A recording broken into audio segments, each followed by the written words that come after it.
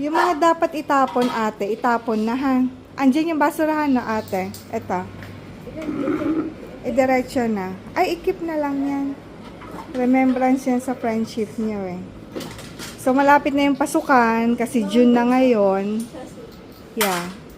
Kaya kailangan natin munang mag-organize ng cabinet nila Arya at Aquila. Yun na lang muna yung for today namin na ayusin.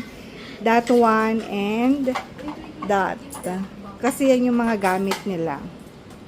And then, ito yung last year na gamit nila sa school. So, in-unload ko na dito sa bag nila kasi tomorrow, plano na namin pumunta ng school para bumili ng books and learning kit nila. So, ito, tingnan ko kung paano ko ma-dispose ng mga lumang libro. Ito yung pang grade 4 at saka pang grade 7 na books. And then yung mga notebook naman na may mga sulat, itatapon ko na yan. Pero yung mga walang sulat, ikikip para gawing scratch. Kasi magagamit din yung mga walang sulat. Pwedeng pang scratch. So, yun yung ganap natin ngayong June 2. So, ayan, June 2. And, June 2 na nga ba? 3 yata. Tama, June 3 na pala. So, today is Tuesday, June 3. And si Papa Al nasa work. Kaya sabi ko sa mga bata, dapat meron kami matapos today na habang wala si Papa Al kasi mas mabilis kumilos. May gana. Hindi, I mean kasi kami tatlo lang din naman yung mag-aayos. Kaya, ayan, habang wala si Papa Al, gawin na namin tong mga gagawin namin dito sa cabinet nila.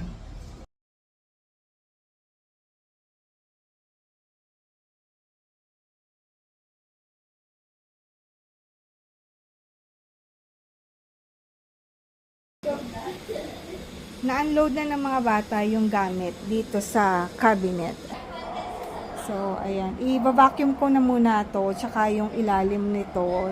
Habang walang laman, i-move ko siya para ma-vacuum ko yung ilalim.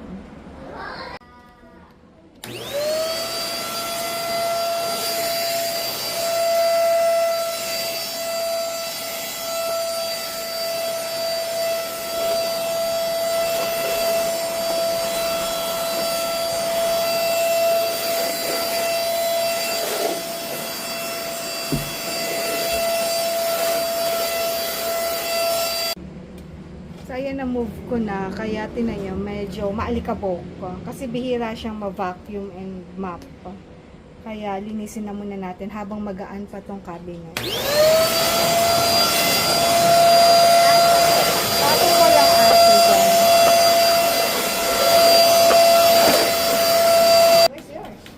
Ito na yung natapos namin. No, just try it. Yan, yan, and then yan. Mukhang maayos naman na ate. Sabihin And ng ngayon nagka-comment, naman, naman. is ito. Tsaka yung sa taas. Actually, maayos naman siya. Kaya lang gusto ko ipa-unload kina Ate Arya para at least mapunasan ba. And then, maayos ulit ng ibang ayos naman. Ayun lang, tapusin na muna namin. At kani-kanina pa kami dito. Pinilit kami ni Ma'am. Okay lang yung kailangan yung matutong mag-organize. So, yun lang, tapusin muna namin. Kani-kanina pa kami tapos ng mga bata. So, dire-diretso lang kami. Hindi na ako nakapag-take ng video para mabilis matapos. Ayan. Actually, maayos naman na to. Pero mas lalo nagkakaroon ng space kapag ino-organize ulit. So, ganyan na siya. Ito isa, maayos din. Nandiyan yung mga coloring nila. And dito naman, ayan na siya. Dun sa loob, may nakalagay na nakapaganyan yung lagay para yung space magamit. Kasi hindi naman nagagamit masyado yung nandun sa pinakaloob. And talagang nagpapa-assist ako sa mga bata. Usually, ina-assist ko pala sila. Sila yung pinag-aayos ko para at least alam nila yung mga gamit nila kung saan nakalagay. Kasi gamit nila yan. Ito yung mga board games. Basta mga games nila yan. And then, dito naman yung mga pencil, pens, and everything. So, ayan. Andito yung paintbrush, yung mga ano nila, mga coloring materials and mga paint. Kasi mahilig sila mag-paint. So, yan na yan. And dito naman, ito yung mga lumang gamit nila na in-unload ko dun sa dati nilang bag. So, ang gagawin ko, tinatanggal ko yung pangalan para in case na ibigay ko yung libro is walang pangalan nila Arya at Aquila. So, ganyan yan. Ilalagay ko na lang muna yan sa plastic. Pero yung mga notebook, i-dispose ko na lang. Yung mga walang sulat, yun yung isi-separate ko para gawing scratch. Ayan yung mga luma nilang pencil case. And habang nagaganito ako, halos magsi-7 na ng gabi. Gabi na nga pala ngayon. Naglalaba na lang din ako. Ayan yung laba. First batch, meron pa yung second batch. 2 batch ng laba. Ayan, magsi-7 na ng gabi. Nanonood yung mga bata. Ayan, ang traffic. Oh. Kita namin dito, traffic sa papuntang Makati. Sa kabilang side, medyo, papuntang C5 naman yan sa Quezon City. Yung pamakati yung traffic. So, ayan, gabi na. And, ako, ayun, laba. Tapos, nakapagdilig na rin ako ng halaman. So, dire-diretso na kanina para mabilis matapos.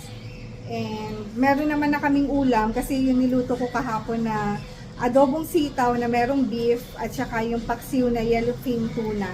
So, yun na lang yung ulam din namin today. Kaya, ngayong gabi, kaya nagsaing na lang kami kanina para kahit busy, may pagkain na rin. So, maya-maya kami kakain. Siguro mga 7:30 kasi nag-snacks na rin yung mga bata kanina after ko sila i-assist dun sa cabinet nila sa bedroom nila.